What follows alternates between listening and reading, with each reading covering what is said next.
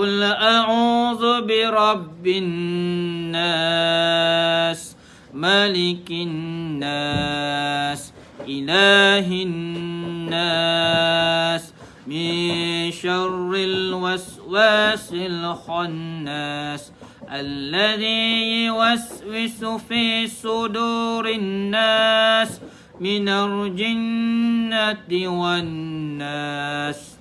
Halo guys, assalamualaikum, salam sejahtera, salam semuanya. Ojen, Magic, Gila, Sikit TV. Hari ini saya akan bercakap tentang sihir. Sihir dari segi istilah merupakan satu perbuatan menyakiti atau mempengaruhi tubuh badan, hati ataupun akal orang yang disihir secara tersembunyi ataupun secara gaib, yang melibatkan makhluk halus. Saya ulangi, yang melibatkan makhluk halus dan dilakukan di luar hukum alam bagi mencapai tujuan tertentu. Tuan-tuan dan puan-puan, sihir adalah termasuk di dalam perbuatan syirik, yaitu syirik yang paling besar, yaitu dosa yang tidak diampunkan Allah Subhanahu wa taala. Karena apa? Karena Anda coba untuk menyakiti seseorang dengan niat di sini dan berpaling daripada Allah Subhanahu wa taala. Tuan-tuan dan puan-puan, hari ini saya sangat happy, saya sangat gembira sebab topik yang saya cuba untuk sampaikan hari ini, sebab saya tidak pakar lah, saya tidak banyak ilmu sangat tentang ilmu-ilmu sihir nih. Okay? Bersama-sama saya di sini adalah seorang pengamal perubatan Islam yang akan bersama-sama kita lah. Kita akan cerita panjang lagi tentang sihir nih, alright? So dengan segala hormatnya, saya mengucapkan Assalamualaikum warahmatullahi wabarakatuh, Ustaz Habib. Dan puan-puan, yang saya maksudkan Ustaz Habib, seorang pengamal perubatan Islam, bersama-sama kita pada hari ini. Okay, Ustaz. Assalamualaikum, Ustaz. Assalamualaikum warahmatullahi wabarakatuh. Hai. Baru Waalaikumsalam pun rasa sudah dia punya air, ada orang salam. Apa kabar, Ustaz? Apa kabar? Baik, alhamdulillah. Baik, alhamdulillah. Tutup pantai ya, Ustaz. So, Ustaz, bersama-sama kita ini adalah kita di Gila Sikit TV. Thank you very much, Ustaz, sebab bersama-sama dengan saya. Saya sangat happy, Ustaz. Alhamdulillah, saya juga. Sihat juga? Alhamdulillah. Saya juga, orang kata sihat juga. Okey, Ustaz, boleh Ustaz kan terangkan kepada kami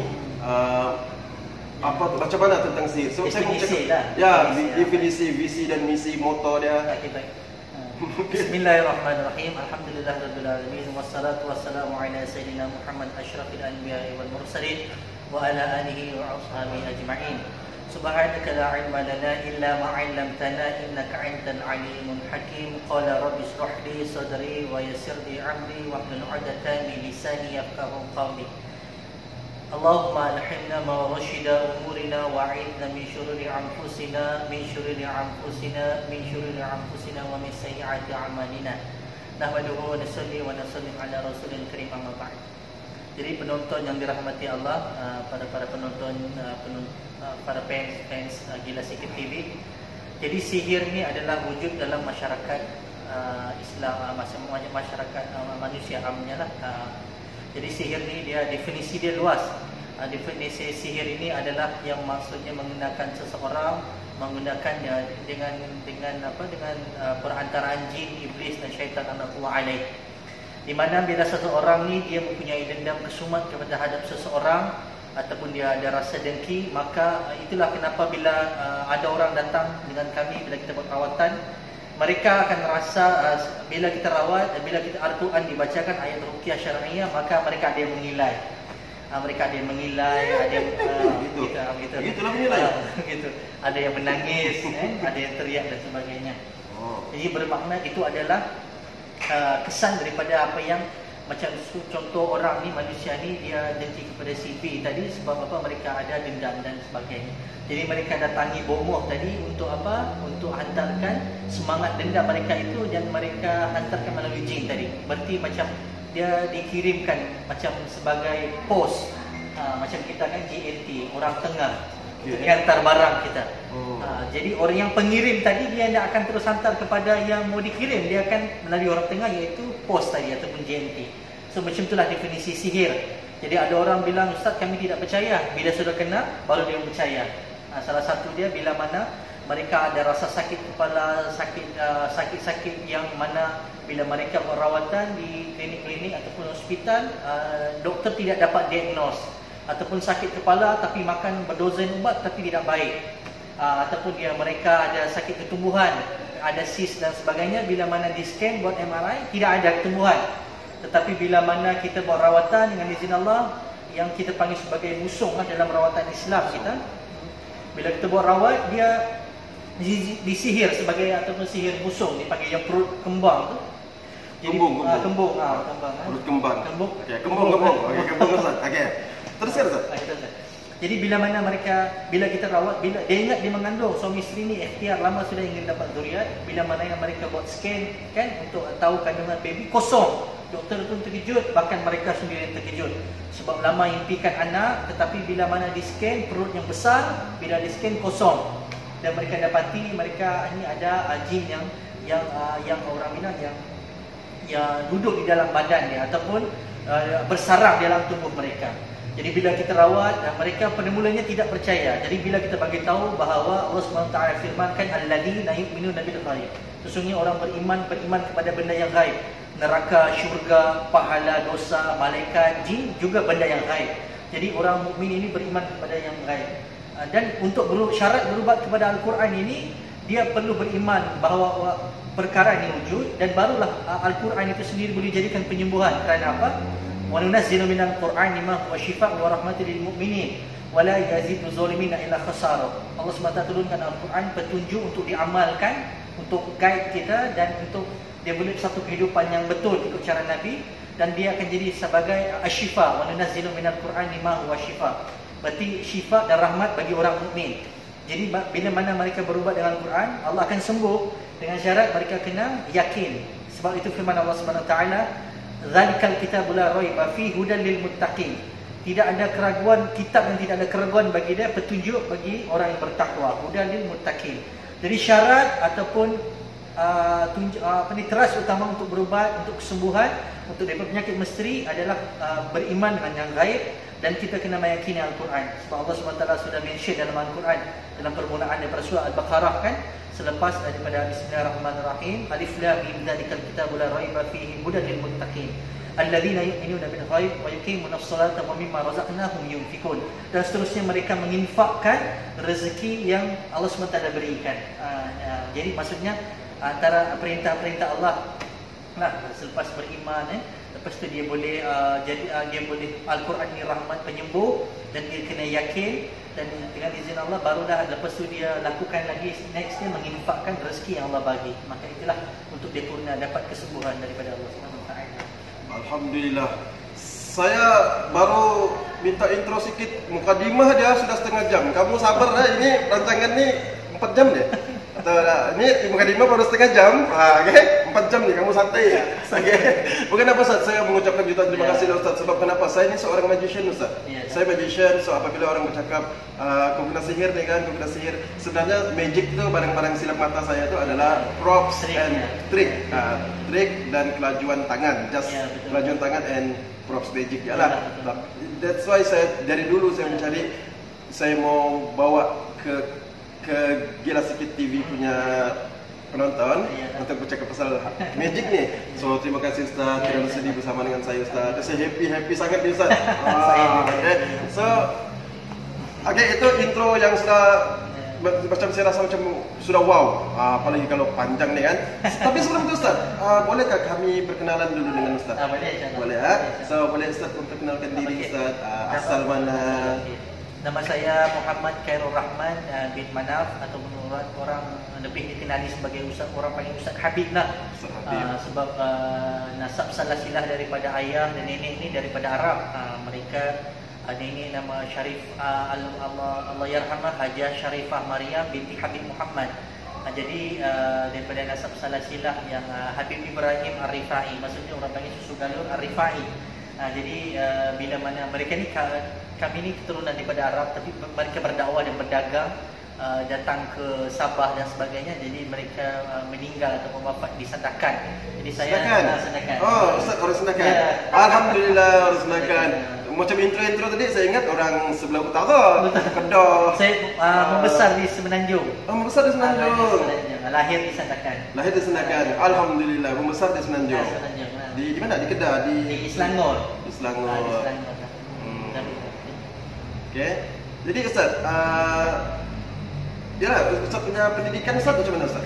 Okey, saya bersekolah rendah di Sekolah Kebangsaan Usaha Ehsan di Taman Seri Gombak. Lepas tu sekolah menengah di SMK High Crest di Gombak, di Taman Seri Gombak juga. Dan selepas tu kami melanjutkan pelajaran di Madrasah Al-Munawwarah di Hulu Kelang. Lepas tu sambung lagi di Madrasah di Puchong, Madrasah At-Taqwa di Puchong. Dan selepas tu kami dan saya kembalinya ke Sabah dan terus mendapatlah pendidikan awal dengan guru saya yang pertama adalah Ustaz Imam Haji Mulyadi Haji Kasimi, Imam Karyah di Masjid Batu Empat. Batu Empat. Yang dia champion kari kebangsaan. Siapa? Kan Ustaz Mulyadi. Ustaz Mulyadi ya betul. Sebab Imam Mulyadi. Imam Mulyadi ya. Apalah itu cerita dia. Sebab saya pernah tengok dia baca direct live depan mata saya lah. Yang besar kan? Ya, yang besar. Adik-beradik semua orang kan? Betul. Semua pun Korea kan? Alright. Tahu lah sikit-sikit. Kayaknya tak lah ketinggalan sangat. Orang Sandakan. Yes. Okay. Kawan sama ni. Jadi Ustaz, berapa lama sudah Ustaz berkecimpung dalam dunia dalam dunia perubatan Islam ni Ustaz? Berkecimpungnya itulah pada dia mendapat pendidikan awal tu. Masa tu kita baru di train ataupun ilmu untuk, masa tu saya bertugas sebagai AJK Masjid di Batu Empat tu pada mulaannya. Jadi lepas tu saya berminat bila mana saya terpanggil, bila mana dalam keluarga saya, abang saya pernah dia terlibat dalam perniagaan. Jadi bila mana dia punya sale grow kan, jadi bila mana dia punya sale yang sangat-sangat tinggi grow kan, macam tu jadi orang dengki dia. Bila orang dengki dia, orang cuba mau bagi dia macam-macam kena supaya dia tidak ada semangat pergi kerja. Yang abang Ustaz sendiri? Saya terpanggil tu. So basically dia bila sihir ni dia serang, dia akan tidak ada mood untuk pergi kerja, dia tidak ada mood untuk tidak ada mood untuk develop kehidupan yang baik. Dia akan rasa dunia sempit, gelap, hitam, dia rasa mau mati, rasa macam seperti ajal mau datang dan sebagainya. Dia rasa dunia ni luas, dia rasa sempit. Jadi dipendekkan cerita, bila mana dia kena, lepas tu dia sakit teruk lah, dia tidak boleh bangun dan sebagainya. Lepas tu dia seolah-olah macam nyawa mau diambil, tapi tak mati. Jadi malam tu kita terpanggil, macam mana kita mau cari ustaz jauh-jauh kan, dalam keadaan yang pukul 12, 1 pagi. Kita pun rasa serba salah juga kan, mau jumpa orang-orang perawat kan dalam jam-jam macam ni. Jadi kita pun ada belajar agama, kita ada basic agama, tapi kita tak tahu macam mana mau kaedah dia. Ya betul. Al-Quran memang boleh dibacakan, tapi dia ada kaedah untuk mengeluarkan simptom-simptom gangguan tadi. Ada orang hafal 30 juzuk Al-Quran, bahkan dia sendiri terkena gangguan jin dalam badan dia. Jadi maknanya dia bukan satu orang boleh take for granted bila mana Al-Quran dihafal, tetapi kita perlu belajar mendalami ilmu perubatan Islam. Macam mana Al-Quran tadi dia digunakan ayat-ayat tertentu untuk sakit tertentu lah, untuk saka, sihir, santau ataupun sakit-sakit yang orang bahasa kampung dia keteguran dan sebagainya lah. Jadi bila mendapat saya didikan awal, bila abang saya kena sihir, jadi saya ikut Imam Haji Ustaz Mulyadi tu.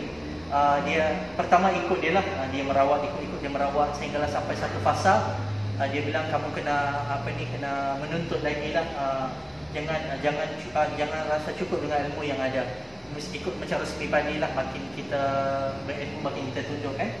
Jadi saya lanjutkan lagi pelajaran di Kedah lah. Di Kedah. Lepas tu time tu sudah balik Sabah. Balik Sabah, lepas tu dari Selangor balik Sabah, pergi Kedah balik.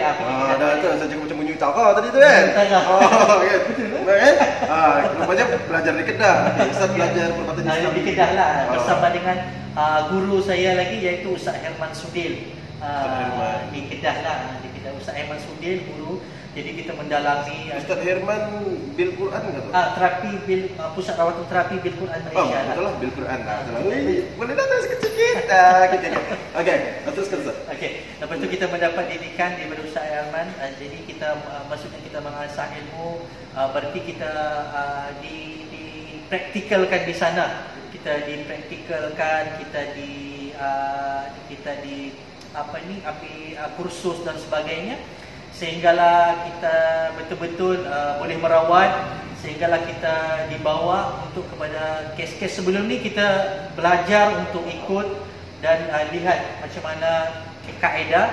Lepas tu kita sendiri yang belajar praktikal, masuk kelas dan sebagainya. Dan sehinggalah saya melanjutkan, iaitu bila baliknya saya ke Sandakan, daripada situ saya sudah mula merawat lah. Jadi daripada 2000, basically dalam 2016 begitu dah. 2015 saya sudah mula lah. 2015 yang sendiri belajar dari kenal perubatan ni daripada 2013. Jadi seriusnya berawat ni dalam 2015 macam tu. Alhamdulillah. Lepas tu itulah melanjutkan saya melanjutkan lagi pelajaran untuk belajar agama dalam bidang dakwah dan mendalami ilmu perubatan ni terusnya di India lah. Di India. Di India. Ustaz, alhamdulillah sampai pergi India. Ada jumpa Syarukan, Dewi Chawla, tidak? Daerah kami tu memang mau jumpa sudah, tapi kena naik kereta api 6 jam lah, 7 jam.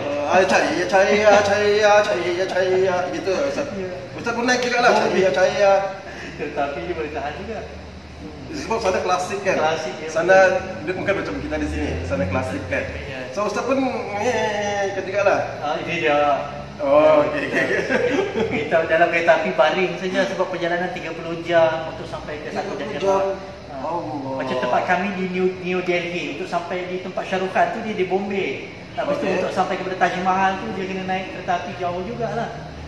Jadi kita belajar itulah belajar jalan asal kita yang terkenal lah tempat India macam Ustaz di video kan.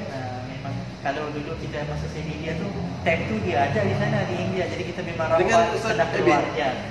Pernah keluar jemaah maksudnya pernah keluar jemaah. Lepas tu kita pernah berjumpa di India sendiri. Masa tu dia pun berjumpa kita punya guru-guru yang di sana lah.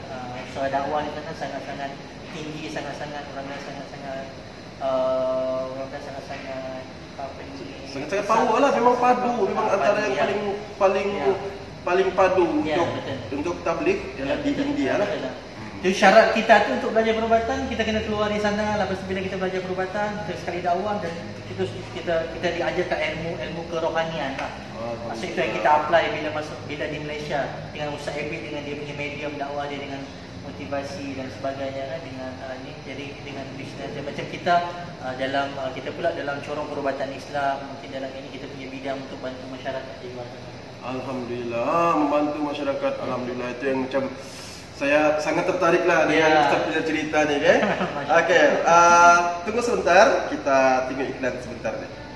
Sudah dorang pergi berubat ni tiada-tiada pun. Mana-mana dorang pergi. Aku tahu, aduh. Sakit ke? Tak boleh. Tidak boleh.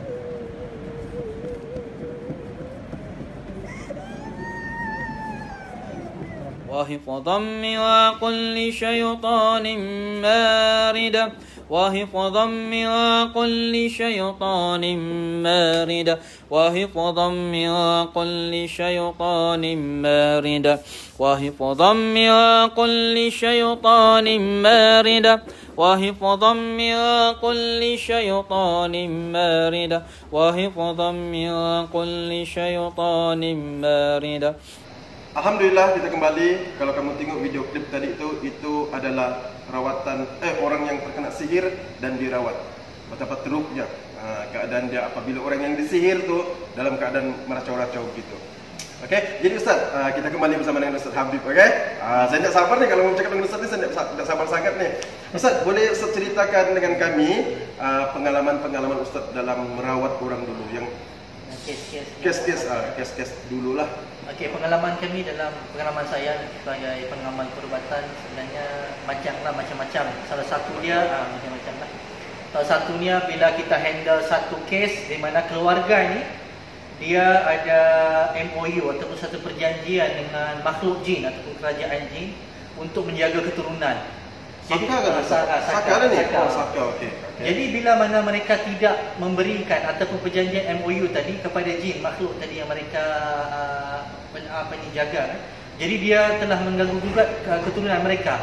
Dan yang paling besar, yang gangguan yang paling teruk, mereka bukan mengganggu skala zahir dan batin, tetapi mereka telah menyuruh bayi keluarga tadi yang ada mereka ada anak, mereka boleh hilang, bayi itu secara tiba-tiba boleh hilang secara gaib. Jadi sebagai kami pengamal perubatan, kami ini bukan sakti, tapi kami hanya boleh bantu doa dan kita tolong bantu orang bilang merawat apa yang ilmu yang kami pelajari, kami bantu dan seterusnya kita dakwahkan kepada mereka. Jadi bila kami rawat tu, bila kami bacakan Al-Quran dan kita doakan, maka mereka salah satu daripada keluarga mereka ni meracau lah, kerasukan, bertukar suara. Ya, betul. Dia yang kena ni lelaki ke perempuan? Perempuan lah. Perempuan dia bertukar suara jadi lelaki. Jadi makhluk tu lah. Wow, okey. Jadi dia bagi tahu bahawa jin ini, dia bagi tahu anak ini ada tapi dia disorok yang tidak boleh dapat lihat dengan mata yang zahir lah, maksudnya mata ini lah. Perlu dilihat dengan mata hati lah maksudnya. Jadi kami tanyakan, kami minta kamu jujur, saya bagi tahu. Kami tidak tuduh kamu piara saka, kami tahu kamu orang yang baik, keturunan orang yang baik. Tapi tolong cerita dengan kami supaya kami boleh tahu. So basically perawat Islam ni dia tidak boleh nampak. Macam ada setengah cerita zaman Piramli kan. Okay. Cerita di zaman Piramli. Diorang datang mau berubat. Bomoh tu bilang jangan cakap, saya sudah tahu. Diorang baru pijak anak tangga pertama, bomoh sudah tahu. Jadi berarti itu yang tak betul lah. Perubatan Islam ni dia tidak boleh nampak, tapi Allah SWT boleh bagi dia rasa dan melalui dia, orang bilang melalui tanya dia persoalan daripada gangguan yang mereka dapat. So basically bila mereka bagi tahu gangguan mereka, kita akan related dengan apa yang realiti yang berlaku lah. Kita akan related melalui mimpi dan sebagainya. Mungkin kita akan boleh rungkaikan lagi mimpi apa, gangguan tanda-tanda. Jadi ini pengalaman saya ceritakan dulu. Bila mana kita cek, rupanya di belakang tu ada satu pokok ara yang sangat besar. Di rumah diorang? Di rumah diorang. Okay. Jadi pada malam tu pengalaman kami sebagai perubatan, memang itu fasa yang kami kena lalu. Kami disuruh masuk ke dalam hutan, ke dalam pokok itu untuk azankan supaya Allah SWT buka pandangan dan dapat kami lihat di mana bayi itu disorokkan. Jadi itulah pengalaman kami yang kami rasa yang sangat seolah-olah kami sendiri yang rasa macam mau terasuk, rasa mau give up, mau lari, mau menangis. Tapi kalaulah kami tidak lalu fasa itu, mungkin kami tidak akan dapat move on untuk jadi sebagai perawat. Itulah pengalaman yang paling saya rasa. Yang kedua tu pula bila mana kami hantar ke kuburan dan sebagainya. Jadi ending dia ni dapatkan dah ending tu. Lepas tu kami moto ending kan? Test kan? Moto ending ni. Bila kita rawat, kita bagi tahu dengan mereka, kita kena putuskan. So bila mereka bagi tahu ustaz kami mau bertaubat dan kami rela bahawa kami putuskan segala perjanjian kami. Sebenarnya tuan-tuan yang dirahmati Allah, makhluk jin ini bukanlah Allah cipta untuk menjaga keturunan ataupun kita minta pertolongan kepada dia. Kerana dia akan merosakkan kita punya diri. Bukan masa yang singkat, tetapi dia akan long term. Maksudnya masa yang jauh kita akan dapat orang bilang keburukan dia, sampai sehingga ada yang boleh beratur stroke dan sebagainya kalau dia tidak dibatalkan segera. Jadi bila kita batalkan, kita rawat, kita batalkan, putuskan segala perjanjian, maka dengan izin Allah bila kita pergi tadilah di belakang hutan di pokok tadi itu, kita azan dengan izin Allah, maka bayi itu ada di sebuah pokok tadi, pokok berhampiran dengan tadi. Disimpan di pokok. Ya, disimpan di sana. Jadi kadang-kadang menangis. Baru kita boleh jumpa dan temuikan. Maksudnya sebelum tu ada tetapi disembunyikan. Kenapa tak pulang kan? Kalau tak saya pulang kan? Okey. Tak apa sebab tadi ada panggilan penting, biasalah perawat. Okey. Dapat lepas ni baru Ustaz sanalah. Boleh pasti sempat Ustaz sebenarnya. Okey. Sekarang ni pun kalau kamu dengar guys, hujan. Kamu nampak tak? Hujan kan di luar. Yang saya tahu Ustaz, ini yang saya tak tahu kebenarannya, jadi saya tanya Ustaz lah. Betulkah air hujan ni adalah untuk orang yang mau kena rawat, kena mandi hujan? Ada begitu? Betul tak? Sebenarnya okey. Bismillahirrahmanirrahim. sebenarnya kalau stigma masyarakat bahawa bagi tahu jangan bagi anak kamu main hujan, jangan bagi anak kamu keluar nanti demam, jangan main hujan. Sebenarnya ini stigma macam zaman dulu.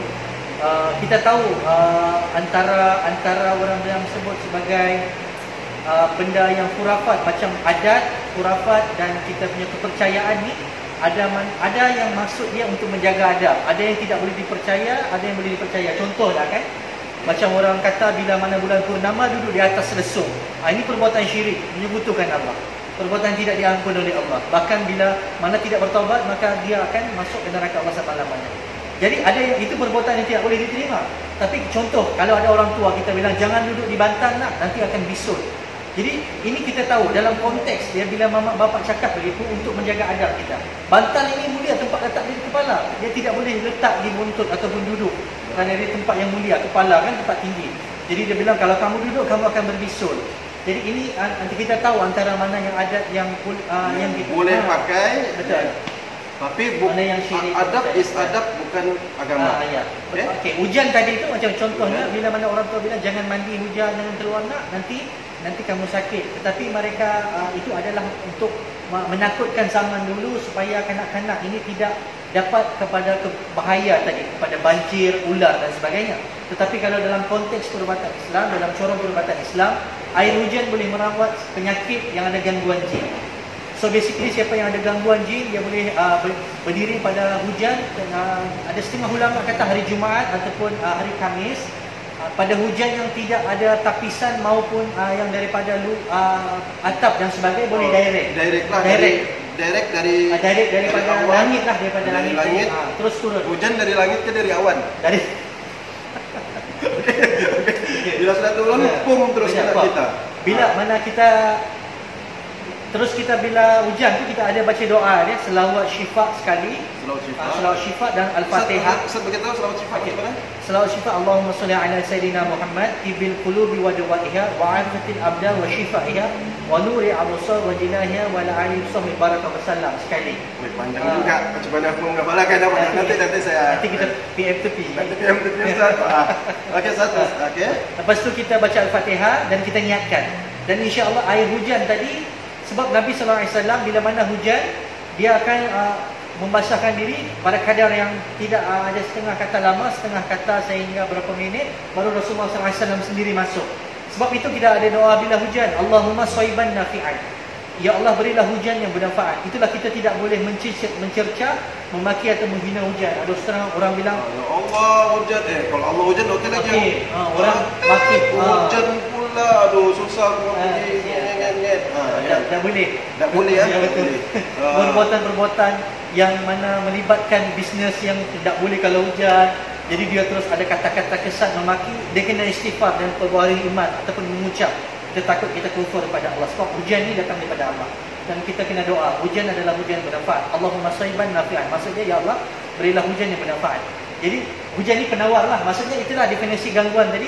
Bila kita ada gangguan, maka lepas kita masuk tadi, kita tengok kalau kita ada demam ataupun kita ada rasa sakit selesma, kita biarkan.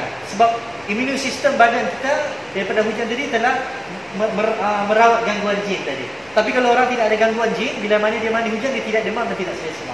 So inilah keberkatan ataupun hikmahnya hujan lah yang boleh merawat. Kalau hari ini stigma masyarakat bilang hujan ni kimia dan sebagainya kan, toksik apa semua, tidak. Hujan ini datang daripada Allah.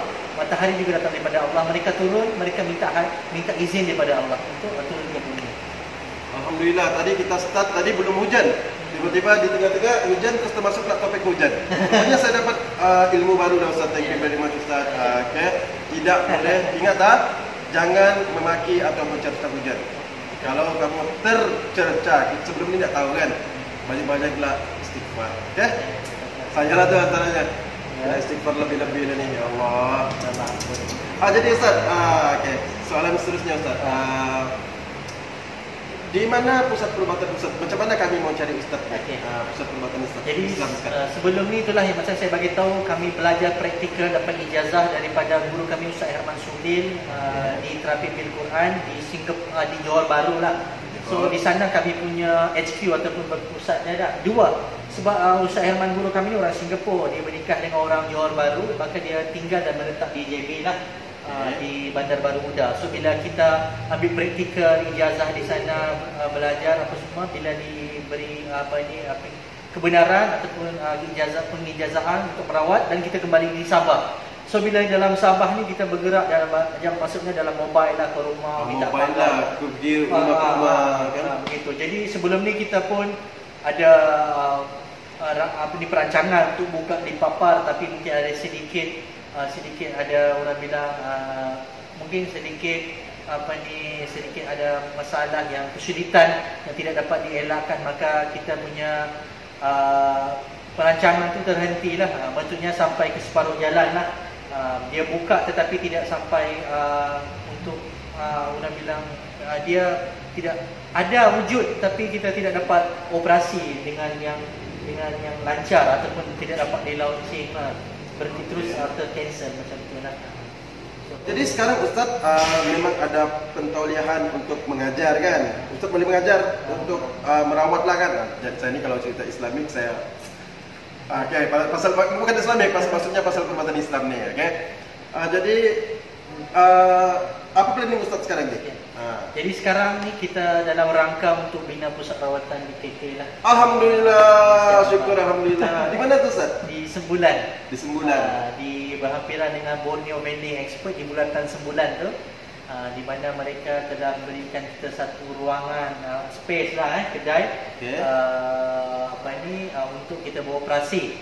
So basically dalam perancangan kita membuka sebelum PKP dilanjutkan kan, tetapi ada mungkin kes meningkat. Tetapi walaupun kes meningkat, permintaan untuk rawatan bahagian KK sangat-sangat ramai. Jadi kita pun kesian, sebab saya pun tinggal di bahagian Papar kan, bahagian ni jadi jauh. Biasanya kalau orang KK untuk dapatkan rawatan memang sangat-sangat, orang bilang sangat susah lah. Jadi sekarang kami dalam rangka untuk buka pusat rawatan di sini lah, di Sembulan. Di Sembulan berhampiran dengan Borneo Vending Expo di bulatan Sembulan. Jadi kita dapat sudah tempat dan apa semualah, kita pun sudah sign agreement apa semua. Jadi insya-Allah telah buat agreement dan sebagainya. Tetapi kita ada sedikit orang bilang kekurangan lah dari segi penambahbaikan kan. Dari segi penambahbaikan lah. Ada sedikit kekurangan Ustaz. Okey, alhamdulillah. Lepas ni boleh bawa saya pergi sana Ustaz. Lepas ni saya akan pergi sana. So kita akan itu baru mau buka lah. Jadi kita tengok dulu nanti ya. So insya-Allah kalau sebab macam Ustaz Habib cakap tadi, sekarang ni baru mau buat. Okey, jadi serba kekurangan.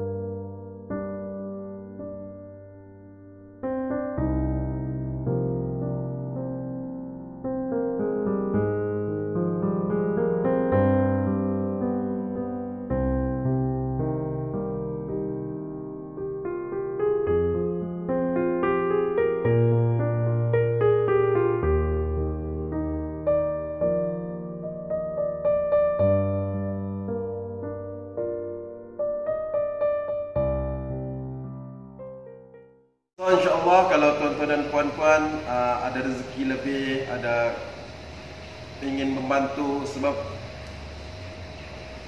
yalah macam Ustaz cakap tadi, baru mau buat, memang serba kekurangan. Okay? Kalaupun nanti kita minta nombor akaun Ustaz boleh saya akan bagi nama Ustaz dan nombor akaun Ustaz. So kamu boleh komunikasi dengan Ustaz lah terus boleh derma dengan Ustaz di situ. Kalau macam mana boleh saya letak nombor telefon Ustaz sekali ya. Okey. Mungkin tuan-tuan dan puan-puan di luar sana yang ada kelebihan mungkin dari segi teknikal. Contoh macam wiring ataupun apa-apalah. Mungkin tidak mampu untuk mau bagi kewangan mungkin. Mana tahu boleh juga tolong bahagian bikinkan pipe kah, bikinkan wire kah, boleh juga. So nanti boleh berhubung dengan Ustaz. Boleh Ustaz Alhamdulillah Ustaz. Saya berterima kasih banyak-banyak dengan Ustaz ni. Okay, so saya happy lah. Memang sebenarnya saya sangat-sangat happy hari ini. Sebenarnya konten Gila Sikit TV ni Ustaz ada satu konten yang gila sebenarnya. Tapi saya mau bikin something yang gila. tentang perbuatan Islam. Tapi saya tak tahu lah, saya macam terbuka hati lah dengan cara Ustaz. Jadi, wah, kalau saya happy, saya rasa kamu semua pun happy. Kan, so terima kasih banyak Ustaz. Boleh kan dia begini? Boleh, tak ada masalah kan? Ya. Kalau sudah namanya gila sikit kan sampai begini-gini ya. Okay, so wah, macam saya sudah yang untuk pertama kalinya saya terkeluh. Selalunya kalau saya jumpa orang yang terkeluh dengan saya. Tapi untuk pertama kalinya saya rasa saya terkeluh tau dengan Ustaz. Terkeluh saya dengan banyak lagi sebenarnya. InsyaAllah Ustaz, boleh Ustaz. InsyaAllah saya rasa ini bukan yang terakhir, bukan yang pertama dan terakhir saya bersama dengan Ustaz. Mungkin insyaAllah lepas ni Gila Sikit TV kita semua akan bersama-sama dengan Ustaz lagi insyaAllah next. Mana tahu time tu Ustaz sudah merawat, saya ambil live. Boleh kan? Sebab saya mau video-video yang gitu kan. Gila-gila. Boleh Ustaz insyaAllah. InsyaAllah kita keep in contact lah Ustaz. Allah Akbar. Terus apabila saya nampak muka Ustaz, saya macam mau tertaubat, bukan lagi bertaubat, tertaubat. So, macam saya pun terima kasih banyak Ustaz. Saya pun terima kasih juga kepada semua fans Gila Sikit TV, khususnya pada Tuan Ojek. Wah, Tuan lah. Sudah datang. Tuan, mau kain satu Tuan. Okey. Dia sudah datang untuk menyempurnakan kita punya ni lah, kita punya persyaratan insya-Allah. InsyaAllah, alhamdulillah. Okey Ustaz. So, guys, Ojek Magic Gila Sikit TV macam nak berani saya mau buat depan Ustaz. Okey Ustaz. Gila Sikit TV. Cuba Ustaz buat Gila Sikit TV. Sikit TV. Okey Ustaz. So, assalamualaikum warahmatullahi wabarakatuh.